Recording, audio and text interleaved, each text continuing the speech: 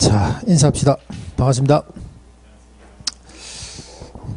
자, 우리가 저번주에 거를 잠시 한번 체크해 볼게요. 여러분들이 기억나시는지. 요즘 집에 와서 어떻게 복습을 좀 하세요? 하세요? 그냥 책 던져버리면 안 됩니다. 우리가 10월달 시험 치기 위해서는 복습을 좀 해주셔야 되고, 더군다나 우리가 경제론 파트는 요거는 약간 좀 어려운 파트예요. 그래서 저번주에 했던 것을 잠시 한번 볼게요. 저번주에. 자, 우리가 수요법칙, 공급법칙 했습니다. 수요법칙, 공급법칙.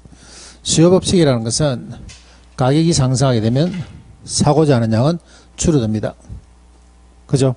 가격이 하락하면 사고자 하는 양은 늘어난다 봐야 돼요. 그래서 수요법칙이라는 것은 가격과 수요량이라는 것은 항상 무슨 방향? 반대 방향입니다. 가격과 수요량이라는 것은 항상 반대 방향. 그래서 이걸 반비례라 그러죠. 반비례.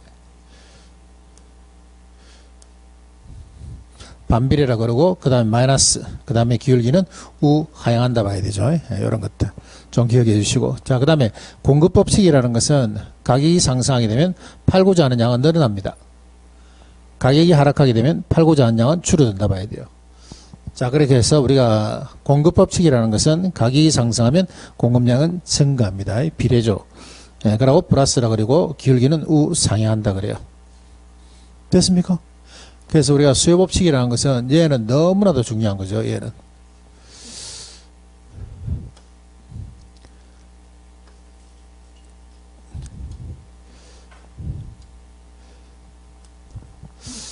자, 그 다음에 한번 볼까요? 자, 그 다음에 우리가 수요의 변화와 수요양의 변화 했습니다. 수요의 변화와 수요양의 변화. 결과는 뭐가 변하는데 하면 결과는 수요량이 변하죠. 결과는 수요량이 변하는데 여러 가지 원인이 있지만 우리 부동산 학교론에서는 원인을 몇 개로? 두 개로 분류합니다. 두 개로. 해당자의 가격하고 나머지를 전부 다 묶어서 말한다고 가격 외. 해당자의 가격과 가격 외. 가격으로 변하는 것을 무슨 변화? 수요량의 변화. 손가락 5개에서 놀아난다 그랬죠. 가격으로 변하는 것은 수요량. 가격 외로 변하는 것은 수요의 변화. 아시겠죠? 그래서 우리가 수요의 변화와 수요양의 변화 체크 잘 하시고, 그 다음에 특성을 보시면 수요양의 변화라는 것은 곡선상에서 점이 이동하고, 수요의 변화는 곡선 자체가 이동합니다. 증가하면 우측, 감소하면 어쪽? 좌측. 증가 우측, 감소하면 좌측. 그래 놓고 수요양의 변화는 해당자의 가격을 데리고 저 멀리 보내야 됩니다. 부르면 안 돼요. 그래서 지금까지 여러분들이 저번주에 공부했던 것이 전부 다 이거 수요의 변화죠. 요거요. 자, 그 다음에 그래서 우리가 여러분들이 저번주에 요거 수요양의 변화와 수요의 변화라는 것은 수요양의 변화라는 것은 곡선상에서 점 이동하고 점의 이동이고 얘는 어떻게 됩니까 하면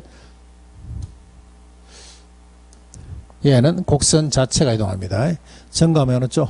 우측. 감소하면 어느 쪽? 좌측. 수요 공급 똑같아요. 수요든 공급이든 증가하면 우측, 감소하면 좌측.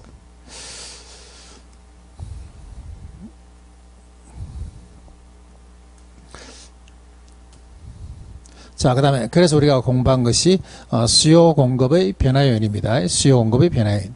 그 중에서도 우리가 수요 증가 감소 요인 요거 수요 증가 감소 요인. 소득 올라야 되죠. 수요가 예를 들어서 수요가 증가하는 요인 한번 볼게요. 수요가 증가하는 요인. 소득 올라야 되죠. 올라야 되고 선호도 올라야 되고 인구 올라야 되고 가격은 상승할 거라고 예상이 돼야 되고 그 다음에 그래서 내려야 되죠. 금리도 내려야 돼. 잡아야 될 게 뭐라 그랬습니까? 대체제 보완제 요거 잡아라 그랬죠. 그래서 대체제란 것은 무슨 방향입니까 하면 같은 방향. 한쪽의 가격과 요 수요의 변화가 이게 같은 방향이 되는 것은 대체제. 다른 방향이 되는 것은 뭐가 됩니까? 보완대.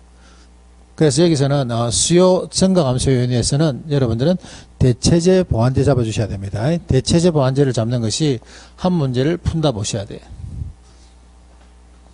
됐나요? 예. 자, 그 다음.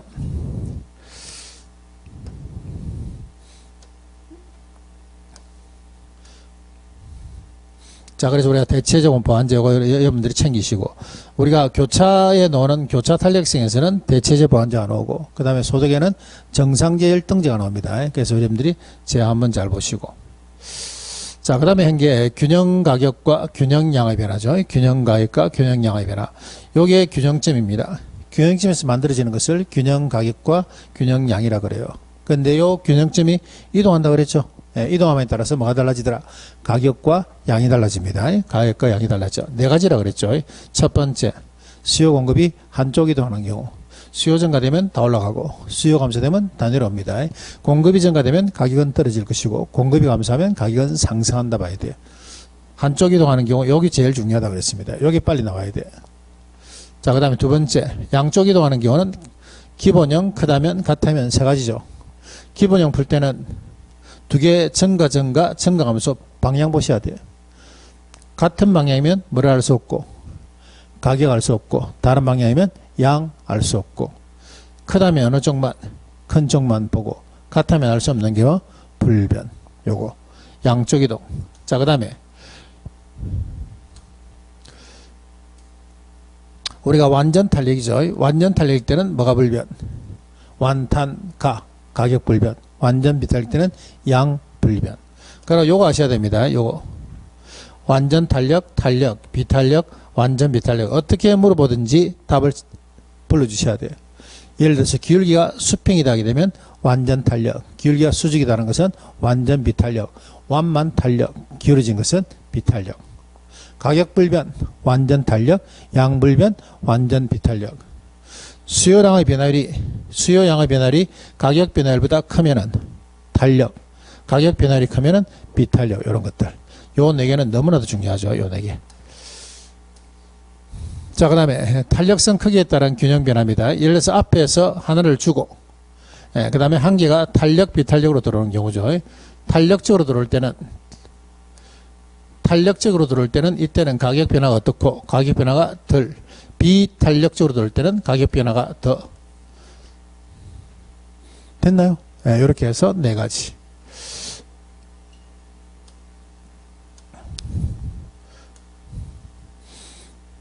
자, 그 다음에 자, 우리가 수요의 가격 탄력성 요거 배웠죠.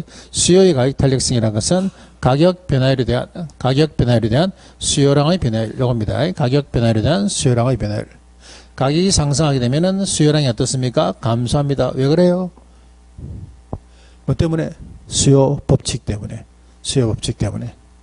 가격이 상승하면 수요량이 감소합니다. 수요 법칙 때문에. 그래서 안에서는 항상 이게 마이너스입니다. 마이너스. 근데 절대치를 했기 때문에 밖으로 튀어나오면 플러스가 된다 봐야 돼요. 기준 얼마입니까 하면 1입니다. 1. 1보다 크면 탄력, 1보다 작으면 비탄력. 자, 탄력성이 커지는 요인이죠. 탄력성이 커지는 요인. 탄력성이 크다는 것은 내 움직임이 큰 것을 말합니다. 여러분들 내 움직임이 큰 것을 말한다고 탄력적이라 봐야 돼요. 움직임이 크려면 첫 번째 대체재가 많아야 되고, 그 다음에 사치재일수록, 고가 제품일수록, 그 다음에 용도가 다양할수록, 주거용 부동산일수록 움직임이 커진다 봐야 되죠. 반대로 이런 경우는 움직임이 작다 봐야, 이런 게 아니네. 반대로 하게 되면 대체재가 적을수록 탄력성이 적어지고, 그 다음에 필수재 이런 것들은 탄력성이 적어지고, 상공업용 부동산 같은 경우는 탄력성이 적다 봐야 돼요. 자, 그 다음에 탄력성과 총수익 관계. 탄력적입니다.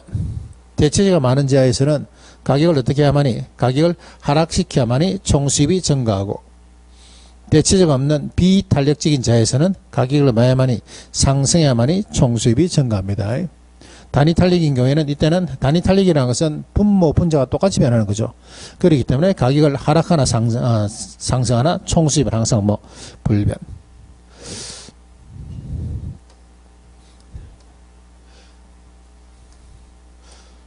자, 그 다음 우리가 저번 주 마지막 요거 했죠.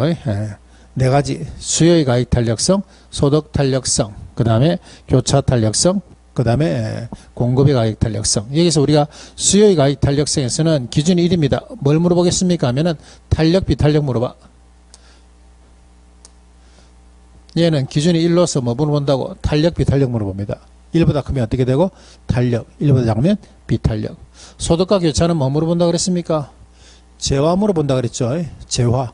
소득에 나오는 것은 정상재, 열등재, 교차에 나오는 것은 대체재, 보완재, 재화 물어봐.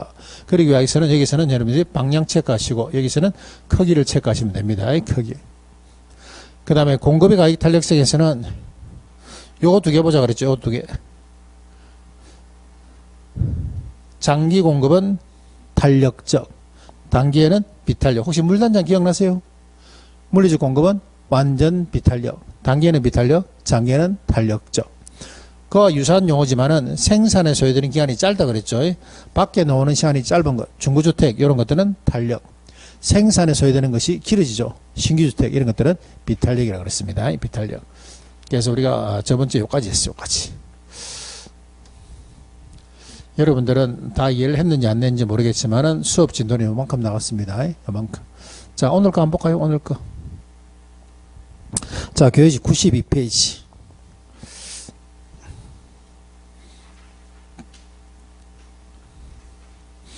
자, 오늘 수업하는 것은 뭐 어려운 거 없습니다. 오늘 수업하는 것들은 크게 어려운 거 없어요.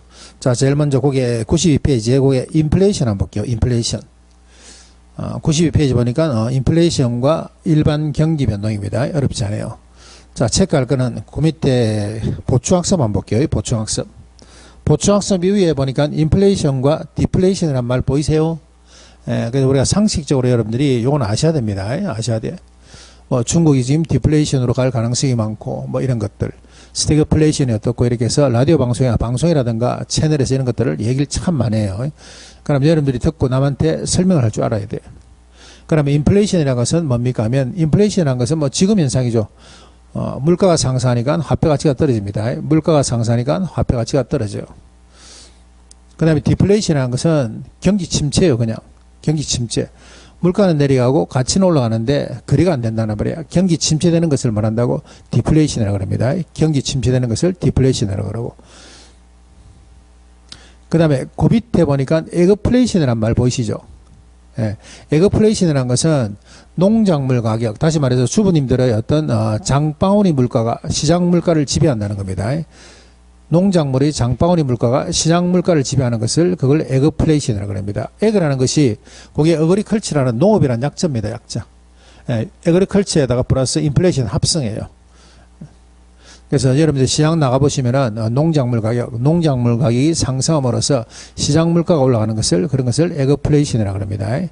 지금은 여러분들이 먹고 싶은 건 마음대로 먹을 수 있죠. 뭐 커피도 먹을 수 있고 이러지만 나중에 어느 시대 되면 이제 커피 같은 거 안 나오죠. 행복한 시대에 우리 사는 겁니다. 자, 그 다음에 스태그플레이션이라는 것은 뭔데 하면, 스태그플레이션이라는 것은 디플레이션, 경기 불황하다가 물가마저 올라가는 거예요. 물가마저 상승하는 것을 스태그플레이션이라고 합니다. 우리가 1970년대에 전 세계적으로 해서 석유 파동 때문에 이걸 한번 겪었습니다. 스태그플레이션. 경기는 침체되어 있는 상태에서 물가마저 상승하는 것을 스태그플레이션이라고 한다. 그 다음에 맨 밑에 복합불황 나와 있는 것은 장기불황이죠. 일본의 같은 경우 잃어버린 20년 이런 것들, 잃어버린 20년 30년 장기불황을 갖다는 복합불황이라고 합니다. 복합불황. 그래서 그 5개는 여러분들이 상식적으로 보세요. 상식적으로. 뭐 시험 문제 그렇게 나오고 하는 비중은 아닙니다. 근데 우리가 어디 가도 여러분들이 에그플레이션이다, 그 다음에 뭐 디플레이션이다, 스태그플레이션 하면 거기 뭔가는 아셔야 돼. 아셔야 됩니다. 자, 그 정도 하시고. 자, 한번 넘겨볼게요. 쭉 넘기면은, 자, 95페이지에 나오는 경기 변동, 이런 것들은 뭐 나중에 짧게 정리하시면 됩니다. 크게 뭐 어려운 거 없습니다. 이런 것들은. 자, 넘어갑니다. 계속. 넘어가셔갖고, 페이지 102페이지.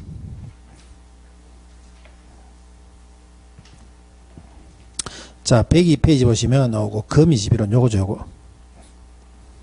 자, 거미집이론이라는 것은 출제 비중을 보시면은 2년에 한 번씩은 꼭 나와요. 보니까 뭐 25회, 7회, 9회, 31회, 32, 34 이렇게 해서 2년에 한 번씩은 꼭 나옵니다. 아마 내 생각에 35회 때도 나왔던 것 같은데 작년에 한 번 안 나왔나. 그래서 거미집 이론은 출제 가능성이 상당히 좋은 겁니다. 그러면 거미집 이론한 것은 뭡니까 하게 되면은, 자, 미국 동부 쪽에 이게 농민들이 대거 출대해가지고 미국 동부를 갖다가 빈민촌으로 만들었어. 빈민가로. 그러면 농민들이 왜 도시에 와서 도시를 갖다가 빈민화를 만들었냐에 대해서 우리나라로 치면 뭐 시군구겠죠. 여기서 한번 조사를 해봐라 해서 그 조사 임무를 맡은 사람이 에치켈 교수입니다. 에치켈 교수. 그래서 그분이 만드는 이론이 이게 거미집 이론이에요. 그럼 거미집 이론이라는 것은 뭡니까 하게 되면은 우리가 보면 여러분들 뭐 농작물 같은 게 있죠. 농작물 같은 것은 파종에서부터 생산하는 데까지 시간이 좀 걸려요. 그렇기 때문에 농작물에 대한 어떤 장래에 대한 공급 가격이나 양을 예측을 못해요. 수요자는 어떻습니까? 수요자는 물건을 사고 파는 데 있어서 물건을 사는 데 있어서 반응이 빨라. 그죠? 가격이 비싸면 안 사. 가다가 뭐 예를 들어서 뭐 가격이 비싸면 안 사. 좀 있는데 저기서 막 할인합니다. 가격이 좀 싸지니까 사. 그래서 우리가 수요자들은 물건에 대해서 어떻게 적각 반응을 하는데 공급자들은 농작물 같은 경우죠. 농작물 같은 경우는 미래의 어떤 가격을 예측을 못한다 봐야 돼요. 그래서 이 사건은 농민들이 예를 들어서 옥수수를 한번 가정해 볼게요. 자, 옥수수 가격이 확 오르니까 농민들이 대거 옥수수를 파종을 하는 거야. 근데 파종부터 생산까지는 뭐가 걸립니까? 시간이 걸려. 그래서 얼만큼 어느 사람들이 어떻게 무슨 양을 얼마나 많이 파종을 심어 놨는가 그걸 알 수가 없어. 근데 알 시점 되면 이제 옥수수가 나중에 피는 4월 5월달 4개월 5일 지난 다음에 올라와야죠. 올라와 보니까 공급이 너무 많은 거야. 지났게나 전부 다 옥수수 심어 난 거야. 그럼 가격이 어떻게 됐어요? 가격이 어떻게 돼? 가격이 확 떨어진다 봐야 돼. 가격이 완전 폭락을 하죠. 그럼 농민들이 대거 탕진을 하게 됩니다. 그럼 이제 그 다음부터는 공급을 안 해. 근데 차츰 공급을 줄이다 보면 또 여기에 가격이 올라갑니다. 가격이 올라가는 시점에 또 파종을 한번 심어봐. 내만 옥수수를 파종할 줄 알았는데 한 5개월 지나 보니까 옥수수 쫙 올라오는 거 보니까 또 온 동네 밭이 또 옥수수야. 또 공급이 너무 넘치는 거죠. 자, 이런 식으로 해서 농작물 가격의 특징이라는 것은 자, 우리가 수요와 공급을 한번 볼게요. 수요와 공급. 수요는 가격에 대해서 어떻고 우리는 가격에 대해서 반응이 어떻습니까? 즉시 반응한다 봐야 돼요. 그런데 공급자는 가격에 대해서 반응하는데 뭐가 걸리더라? 시차가 걸리더라. 요거 이해되세요? 네? 우리가 예를 들어서 이 뭡니까? 마스 공장 마찬가지죠. 마스 공장 내가 마스 공장을 만들 시점 되면은 장당 1,500원 팔 줄 알았어. 근데 막상 마스 공장을 뚜껑을 딱 열다 보니까 온 동네 전국이 전부 다 마스 공장을 만들어 난 거죠. 가격이 어떻게 됐습니까? 폭락을 한다 봐야 돼. 폭락을 하니까 어떻게 돼? 공장이 문을 닫아야 돼. 그 옛날에 우리가 마스 공장에 한 700개 만들었다가 거의 한 반 이상 줄어들었죠. 자, 그런 현상 때문에 농민들이 대거 농사에 탕진을 하고, 그러니까 재산을 좀 탕진하고 어디로? 미국 동부로 나와서 그러한 어떤 도심지를 갖다가 빈민화 만드는 과정이라고 보셔야 돼요. 그런 과정이 이게 거미집 이론입니다.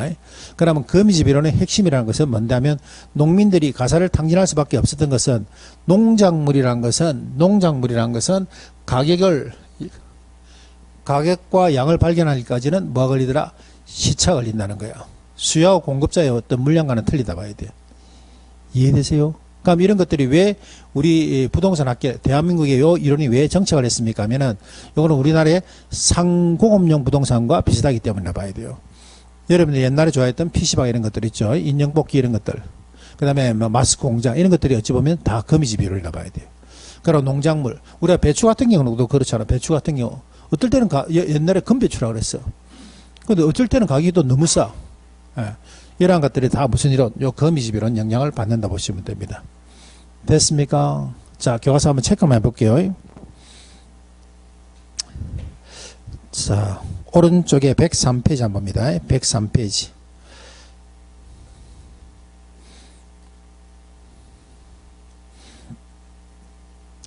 1번 해볼게요. 1번. 요약해놓고 수요 공급의 시차를 고려해서 가격이 어떻게 균형에 접근해 가는가 하는 과정을 규명하는 거기에 동태적 분석법 책 하나 넣으시고 동태적. 그 다음에 두 번째 공급이란 것은 수요 변화에 따른 공급이 어떻다? 비탄력적이 있다. 공급은 비탄력적 하나 체크 놓습니다. 공급은 비탄력적. 그리고 이러한 것들은 보니까 동그라미 2번이죠. 건축업 부동산 체크하시고 밑에 농산물 체크하시고 그래서 거미집 이론은 우리나라 주거용 부동산하고는 좀 관계가 멉니다. 우리나라의 상공업용 부동산하고 좀 관련이 있다 보셔야 돼요. 상공업용 부동산하고 좀 관련이 있더라. 자, 그러면은 거기 보니까 공급이 비탄력적이기 때문에 이러한 어떤 거미집 이론이 발생한다 됐는데 칠판 한번 볼게요. 자, 이때 탄력 비탄력은 어디서 났습니까? 하게 되면은 수요는 어떻게 해요? 수요는 여러분들이 가격에 대해서 반응이 어떻게 한다? 즉시 반응하는 거 맞죠? 비싸면 사고, 비싸면 안 사고, 싸면 사게 돼 있어. 자, 요걸 우리는 뭐라 하는데, 지금까지 비한 걸로서는 탄력적이라 그래요. 내 움직임이 크기 때문에. 수요는 가격에 대해서, 요거는 탄력적인 거 맞죠? 근데 공급은 가격에 대해서 반응이 빨리 안 일어나. 공급은 파종에부터 생산까지 시간이 많이 걸리죠. 그래서 요거는 뭐가 걸리더라? 시차가 걸리더라. 그래서 요런 과정을 뭐라 그럽니까 하면 비탄력적이라 그럽니다. 됐나요? 자, 그럼 우리가 거미집 이론의 핵심은 뭐가 있습니까 하면은 거미집 이론은 이와 같이 모형이 3개 나옵니다. 수렴형, 그 다음에 발산형, 그 다음에 순환형. 그러면 수렴형이라는 것은 어떤 겁니까? 한번 볼게요. 수렴형이라는 것은 이러한 과정을 HKL 교수가 자기네들 대학 노트에 한번 잘 그려봤어. 자, 수요는 어떻게 된다 그랬습니까? 수요는 어떻고? 제일 먼저 탄력적이라고 그랬고, 공급은 어떻게 한다고 그랬어요? 공급은 비탄력적이라고 그랬습니다. 그러면 탄력적이라는 것은 기울기가 어떻게 되고? 완만. 비탄력적이라는 기울기가 어떻게? 가파릅. 맞아요? 자, 그래서 이걸 그대로 한번 그려봤죠. 그래서 이게 공급입니다. 공급. 기울기를 약간 이렇게 해서 비탄력적으로 그려봤고, 그 다음에 이게 수요입니다. 수요. 기울기를 완만하게 이렇게 해서 탄력적으로 한번 그려봤어요. 자, 이래 보니까 이런 현상이 일어나는 거지. 자, 가격이 폭등하니까 공급량이 엄청 늘어납니다. 가격이 폭등하니까 공급량이 엄청 늘어나. 자, 공급량이 엄청 늘어나니까 가격이 어떻게 돼요? 폭락할 수밖에 없죠. 자, 가격이 폭락하니까 이제는 공급 안 해. 공급량 줄입니다. 공급량 줄이니까 가격이 또 올라가. 가격이 또 폭등하고. 가격 폭등하니까 또 이렇게 공급량 늘립니다. 공급량 늘리니까 가격이 또 폭락해. 자, 이런 과정을 갖다가 이런 식으로 하면 표시를 해보니까 이 균형점을 향해서 이렇게 안으로 이렇게 들어오다라 해서 이걸 뭐라 그럽니까? 이걸 갖더니 수렴이라 그래요. 수렴이라는 것은 안으로 들어온다는 말이죠. 이걸 갖더니 수렴이라 그래요. 그러면 수렴이 되기 위해서는 이와 같이 가격 탄력성이 뭐보다 공급 탄력성보다 어떤 경우? 큰 경우. 가격 탄력성이 수요의 가격 탄력성이 공급의 가격 탄력성보다 큰 경우를 가두린 수렴이라고 합니다. 됐나요? 그래서 우리가 이거 하나 기억해야 되겠죠. 수요가 탄력적이면 뭐가 된다고? 수렴이 된다고. 그래서 우리가 수탄수 하나 기억해뒀습니다. 수탄수. 자, 그 다음에 이번에 반대입니다. 반대. 이번에 반대로 한번 해봤어. 수요를 비탄력으로 그리고 공급을 탄력적으로 그려봤죠. 수요를 약간 이렇게 세어보고, 기울기를 세어보고, 그 다음에 공급은 이렇게 완만하게 좀 해봤어. 자, 요래 하니까, 요건 어떤 형태를 보이더라니까, 안에서부터 밖으로 이런 식으로 튀어나가는 형태를 보이더라 해서, 이걸 뭐라 그럽니까 하면, 발산형이라고 그럽니다. 발산형. 그럼 마찬가지로, 발산형이 되기 위해서는, 수요의 탄력성과 공급의 탄력성을 봤을 때는 누가 큰 쪽? 공급의 탄력성이 큰 쪽을 갖다 이걸 발산형이라고 그래요. 그래서 여기서는 뭐 나옵니까 하면, 공탄발이 나오죠. 공탄발이라는 게 나옵니다.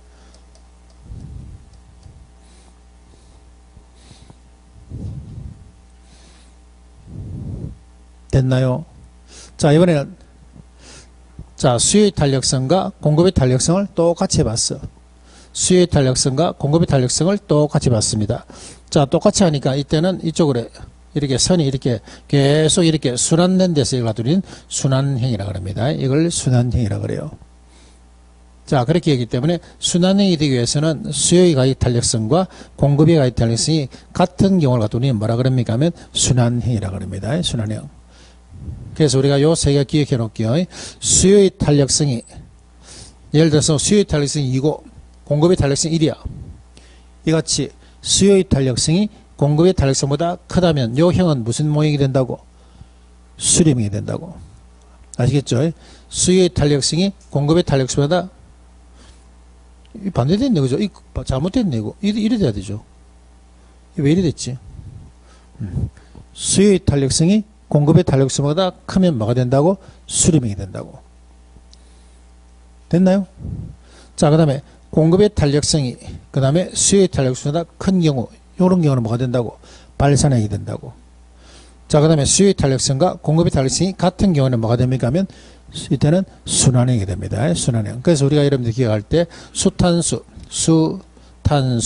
공탄발 이렇게 기억하시면 됩니다. 수탄수, 공탄발. 그래서 이런 모형들이 이렇게 많이 살아서 이렇게 움직이죠. 그래서 이걸 갖다 우린 동태적 분석법이라고 합니다. 동태적 분석법. 자, 교과서 한번 볼까요? 103페이지. 자, 103페이지 보시면은 1번에 수렴형 되어 있습니다. 수렴형.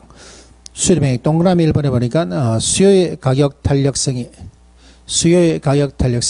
공급의 가격 탄력성보다 큰 경우 맞나요? 자, 이런 경우를 뭘 한다고? 이걸 수렴형이라고 그러고. 자, 두 번째. 공급의 가격 탄력성이 수요의 가격 탄력성보다 크면 여기에 뭐가 됩니까 하면 이건 발산형이 된다 봐야 됩니다.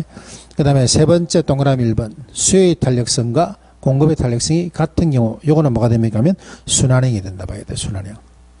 자, 밑에 기울기 한번 볼게요, 기울기.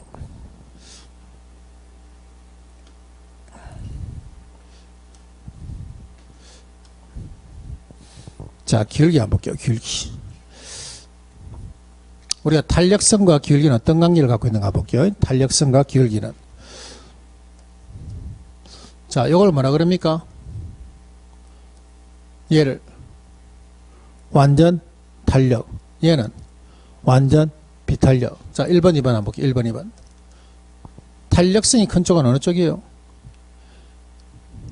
두 개 중에 탄력성이 큰 쪽 1번, 기울기 큰 쪽은 2번. 그럼 탄력성과 기울기는 반대라 보셔야 돼요. 자, 탄력성이라는 것은 뭡니까 하면은 여러분들이 많이 움직입니다. 아시겠죠? 여러분들이 많이 움직이는 걸 말한다고 탄력성이라고 볼게요. 예를 들어서 자동차가 많이 움직인다 볼게요. 자동차가 많이 움직이려면 길이 완만해야 됩니까? 기울어져야 돼요. 자동차가 많이 움직이려면 길이 어떻게 됩니까? 완만해야 돼. 아시겠죠? 예. 자동차가 좁게 못 움직이려면 기울기는 가파르해야 됩니다. 이해되시죠? 그럼 완만하면 어떻고? 탄력적. 기울어지면 비탄력적. 그러면 탄력성과 기울기는 반대라 봐야 돼요.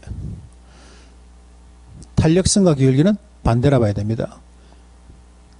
자, 내가 활동 잘하려면은 요게 제일 좋죠. 내가 움직이고 자동차가 제일 많이 달리려면 이게 제일 좋아. 탄력적입니다. 탄력적이야.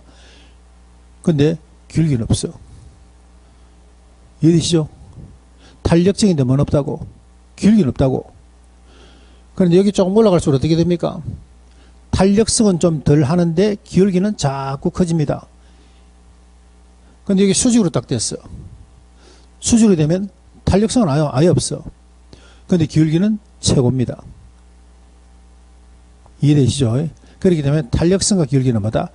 반대한다 보시면 돼요. 탄력성과 기울기는 어떻다? 반대다. 그럼 다시 말해서 탄력성이 크다는 것은 기울기는 없다 봐야 돼요. 탄력성이 없는 것은 어때? 기울기는 제일 큽니다. 그렇기 때문에 밑에 한번 볼게요. 자, 수요의 탄력성이 공급의 탄력성보다 크면은 탄력적인데 기울기는 어떻게 해야 돼? 기울기는 공급 곡선의 기울기가 수요 곡선보다 기울기보다는 커야 됩니다. 이것도 잘못됐네요. 기울기는 반대로 봐야 돼요. 자, 이게 공급의 가격 탄력성이 크죠. 예. 근데 기울기는 누가? 수요 곡선의 기울기가 크다 봐야 돼요. 자, 요거는 상관없죠. 요거는 수탄, 공탄이 전부 다 같기 때문에 수기, 공기도 다 같아 봐야 됩니다. 자, 그러면 결론은 수렴형이 되기 위해서는 수요의 탄력성이 크거나 수요 곡선의 기울기가 작으면 요거는 수렴형이 된다 봐야 돼요.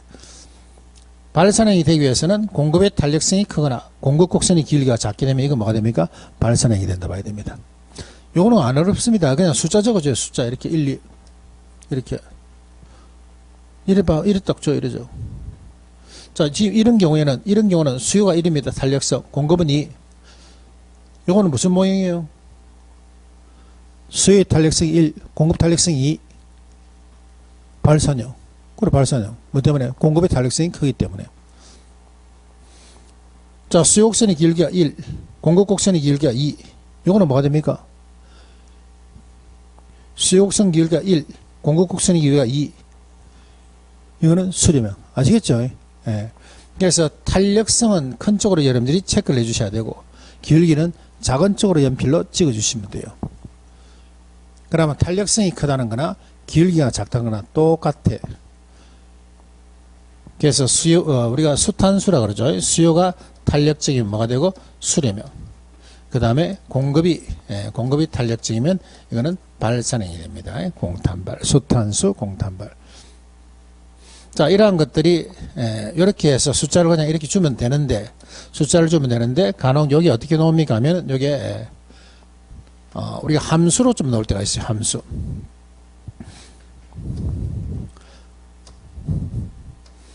자, 우리 함수 잠시 한번 볼게요. 자, 우리가 P라는 함수로 넣습니다. P는 100 플러스 QS. P는 100 마이너스 Q 2QD. 여기다 볼게요.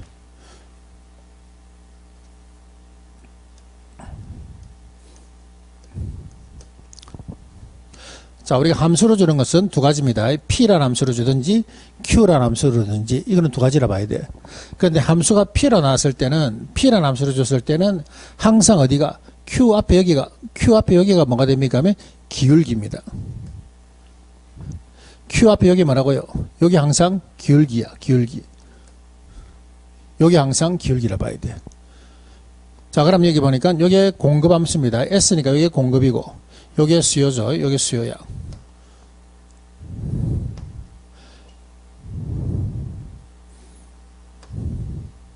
자, 여기 보니까 여기 S입니다. 여기에 공급이고, 여기 뭐가 됩니까? 이게 수요라 봐야 돼. 그럼 이 함수는 앞에 거 이거는 공급 함수입니다. 뒤에는 무슨 함수? 수요 함수. 그러면 공급 함수에서 여기 보니까 기울기 얼마예요? 기울기 얼마? 1. 맞아요? 수요 함수는 기울기 얼마? 기울기 얼마요?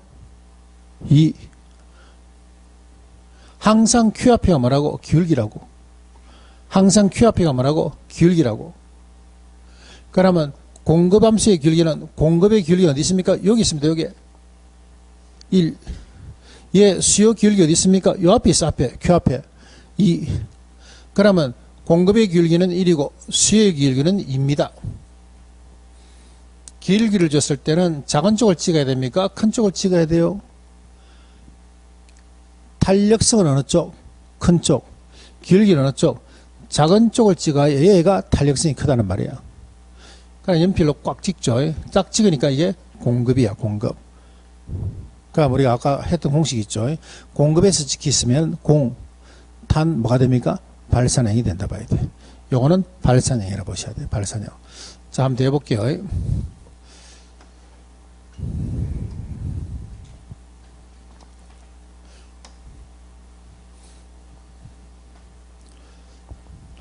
자, 예를 들어서 이 P는 100 플러스 2QD. 자, 그 다음에 3P는 100 마이너스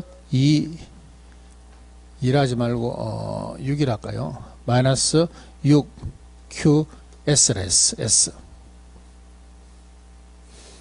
자, 그러면 여기에 뭡니까? 수요입니다. 요거 맞나요? 수요 기울기 얼마예요? 얼마? 1. 맞죠? 앞에 2가 1로 넘어와 줘야 돼. 앞에 2가 1로 넘어와야 됩니다. 그러니까 얼마? 1. 공급의 기울기 얼마예요? 앞에 3이 6으로 넘어야 되죠? 얼마? 2. 맞나요? 자, 기울기를 줬을 때는 항상 어느 쪽으로 찍어야 된다고? 작은 쪽으로 찍어야 된다고. 작은 쪽으로 찍히는 쪽이 수요죠, 수요. 수요에 찍히죠. 그럼 이 함수는, 이 시장은 수탄수에서 이거는 수렴형이라 봐야 돼. 자, 그 다음에 공급 한번 볼게요. 그 다음에 Q라는 함수 한번 볼게요. Q. 자, 이번에는 Q라는 함수로 나옵니다. Q.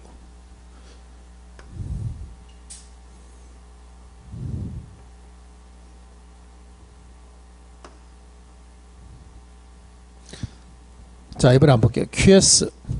QS는 100 플러스 P. 자, 그 다음에 QD는 100 플러스 2P. 요를 한번 볼게요. P. 자, 이거는 Q라는 함수예요. Q라는 함수. Q라는 함수는 나왔을 때는 항상 P 앞에가 뭐라고? P 앞에 여기가 뭐가 됩니까? 하면 여기에 탄력성입니다. 이 앞에가 뭐라고? 여기에 탄력성이라 봐야 돼요. 아시겠죠? P라는 함수를 줬을 때는 Q 앞에가 뭐가 있고 기울기가 있고, 반대로 Q라는 함수를 줬을 때는 P 앞에가 바로 뭐라고? 탄력성이라고. 자, 그럼 여기 공급입니다. 탄력성 얼마예요? 얼마? 1. 얘 수요입니다. 탄력성 얼마? 예? 2. 탄력성은 바로 큰 데가 찍어야 되죠. 탄력성은 바로 큰 데가 찍어야 돼. 2를 딱 찍으니까 여기 수요입니다. 그죠? 그럼 요 부동산 시장은 수탄술에서 그런 수렴이라 봐야 돼요. 자기가 지키는 쪽이 수요가 지키면 수탄, 수렴형. 공급이 지키면 공탄, 발생형이라고 보시면 돼요. 여기까지는 보실 필요 없습니다. 여기까지는 아무 필요 없어. 여기까지는 아무 필요 없어. 우리는 Q와 P 사이만 보시면 돼요. Q와 P 사이만.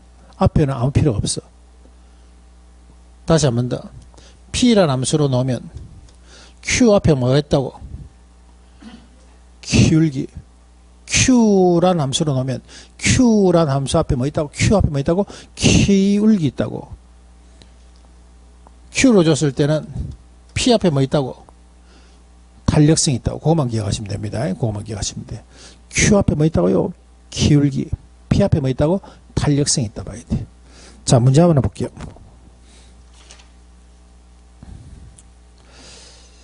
자, 104페이지에 1번.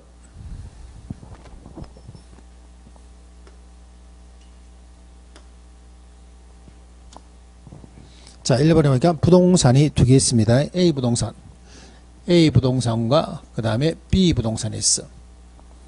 A 부동산을 보니까 이 P는 500-QD. A 부동산에서는 이 P는 500-QD. 자, 그 다음에 3P는 300 플러스 4QS입니다. 됐나요? 자, 페이지 104페이지입니다. 문제. 아래에 있는 부동산 시장의 모형 형태를 물어봤습니다. 모형 형태는 항상 거미지변에서는 답은 수렴형 하면 발산형, 순환형이라고 보시면 돼요. 자, A 부동산 요 함수 맞습니까? 맞아요?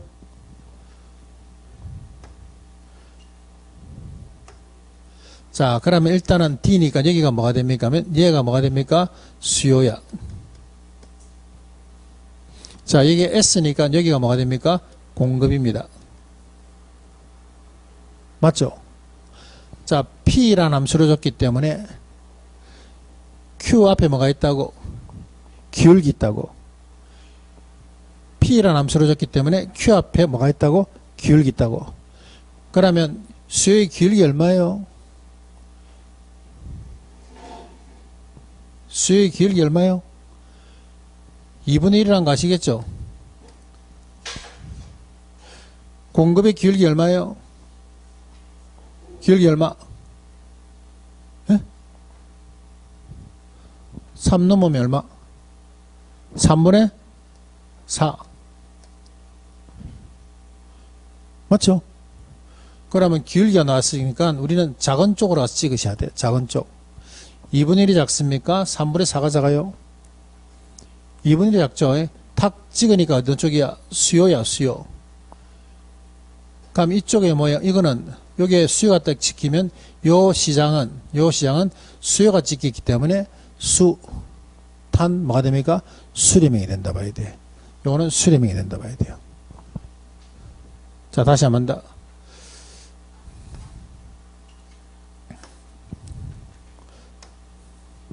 자, 이번에는 B부동산 봅니다. B부동산. 자, 이번에는 B부동산. B부동산 보니까 P는 400-2QD, P는 400-2QD. 자, 그 다음에 EP는 100 플러스 4QSL이 나왔어.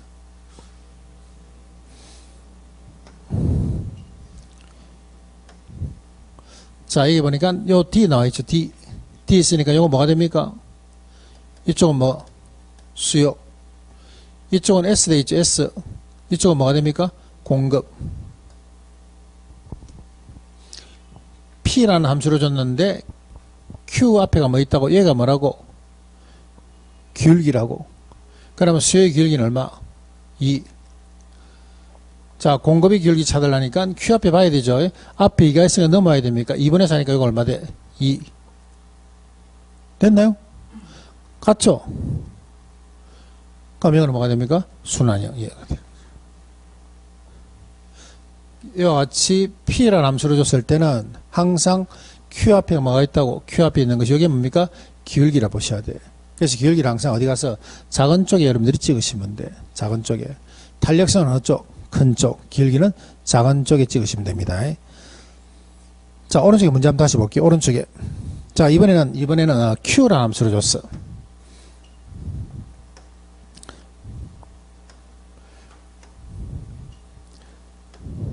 자, 이번은 Q라는 함수를 줬습니다. A 부동산을 보니까 QD는 100-P. 자, A 부동산 보니까 QD는 100-P. 자, 그 다음에 EQS는 마이너스 10 플러스 그 다음에 P 이루어졌어요. 이래.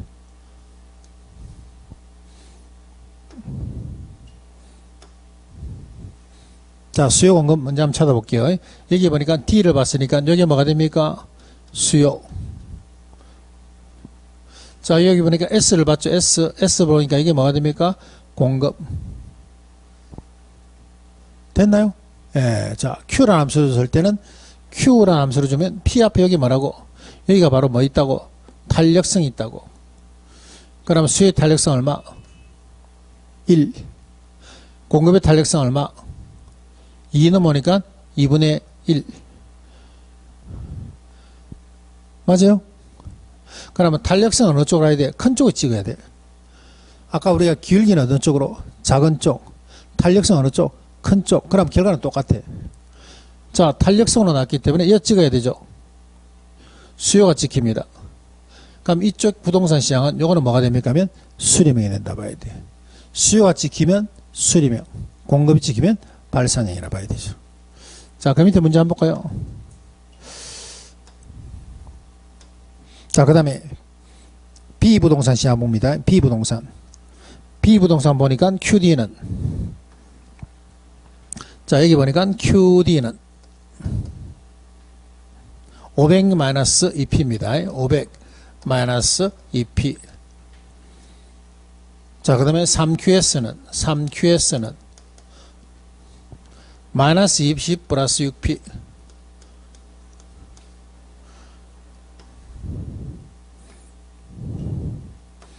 자, 또 칠판 한번 봅니다. 일단 수요 공급 찾아야 되죠. D니까 여기가 뭐가 됩니까? 얘가 뭐? 수요. 요 S 있으니까 얘가 뭐가 됩니까? 공급. 중간에 이거 필요 없습니다. 이거는 뭐 어떤 수소가 나와 있거든 필요 없다니까. 이것도 뭐 마이너스가 나와든 뭘 하든 이거 필요 없다니까. 이거 아무 필요 없어. Q와 P 사이만 보시면 돼. 자, Q로 줬을 때는 P 앞에가 탄력성이라 그랬죠. 탄력성 얼마? 2. 됐나요? 얘 탄력성 얼마? 2. 똑같네. 얘도 이거네. 이거. 얘가 순환형이 되는 거죠. 순환형이 된다 봐야 돼. 됐습니까? 두 개 다 순환형이 나올 수가 없는데. 앞에는 수렴형이라 그랬죠. 앞에는 수렴형.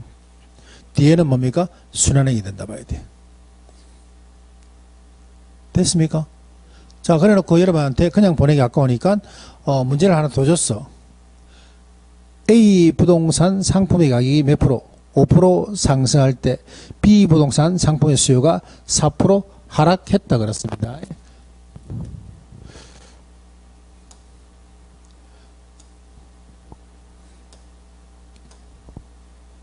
자, 상품이 몇 개 나왔어요? 상품이 몇 개 나왔습니까? 상품이 몇 개? A 부동산, B 부동산 두 개 나왔는 거 보이세요? 자, A 부동산, B 부동산이든 X든 Y든 재화가 두 개 넣으면 답이 될 수 있는 것은 이거는 대체제하면 이거는 보완제입니다. 그죠? A, B가 나오든 X, Y가 나오든 재화가 두 개 나오면은 이거는 교차야. 그럼 답이 될 수 있는 것은 대체제하면 보완제예요. 뭐 바라 그랬습니까? 방향 바라 그랬습니다. 그죠? 방향. 그게 방향이 어떻게 됩니까? 같은 방향이 다른 방향이요. 한쪽에 가니까 수요량이 무슨 방향? 다른 방향으로 되어 있습니까? 그럼 답은 뭐가 돼요? 보완제가 되는 거죠. 답은 보완제가 된다 봐야 돼.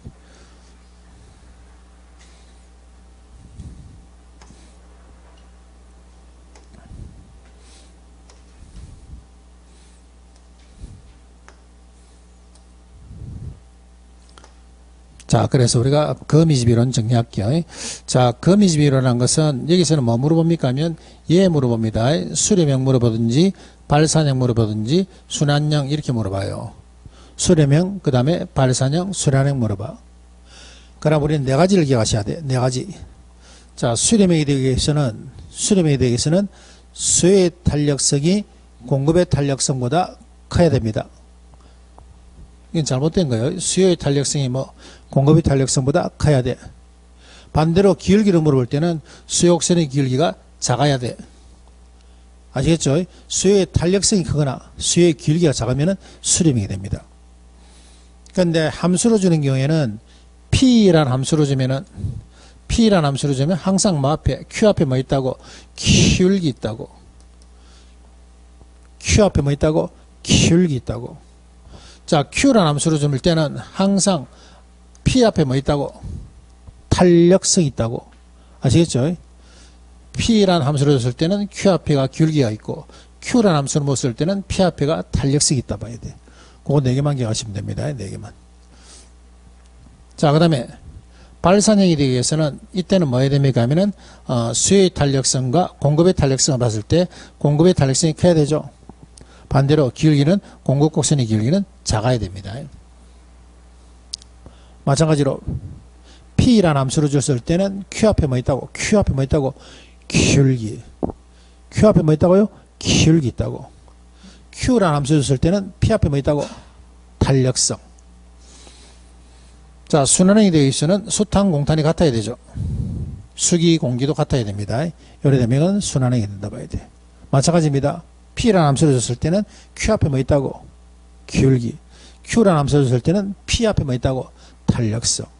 그래서 기울기는 항상 작은 쪽 가서 찍으시고 탄력성은 큰 쪽 가서 찍으시면 됩니다. 수요가 찍히면 수렴형, 공급이 찍히면 발산형, 수기 공기, 수탄 공탄이 같게 되면 순환형이 된다 봐야 됩니다. 됐죠? 여기까지가 거미집 이론입니다. 거미집 이론. 그래서 거미집 이론은 104페이지 보시든지 103페이지 뭐 보시든지 둘 중에 한 개 보시면 돼요. 그림을 보시든지 안 그러면 밑에 그냥 글자를 보시든지 104페이지 그냥 하나 보는 게 낫겠네. 그죠? 104페이지 104페이지나 103페이지 똑같습니다. 똑같아 봐야 돼. 그래갖고 요 밑에 기출 요 나와 있는 거 한번 풀어보세요. 쉬는 시간에. 기출 5문제 6문제 나와 있는 거 한번 풀어보세요. 다 풀릴 겁니다. 자, 그래서 요까지가 경제론 파트입니다. 경제론 파트. 자, 좀 쉬고 시장론 들어갈게요. 조금 쉬겠습니다.